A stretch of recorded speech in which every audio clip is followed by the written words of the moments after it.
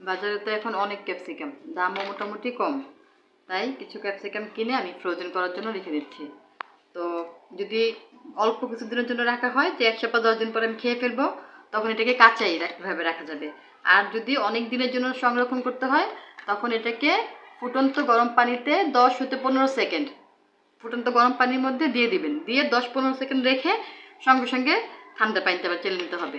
তারপরে পানি ঝরিয়ে এরকম জিপলক ব্যাগে ফ্রিজে রেখে দিবেন, তাহলে অনেক দিন ভালো থাকবে।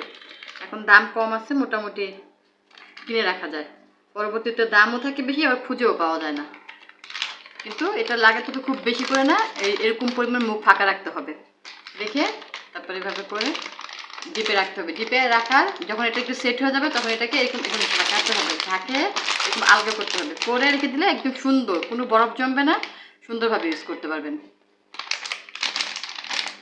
আমার কাছে জিপলক ব্যাগ বড় ছিল, ছোট ছিল না, তাই এই নুডলসের জিপলক ব্যাগগুলো আজকে কাজে লাগালাম।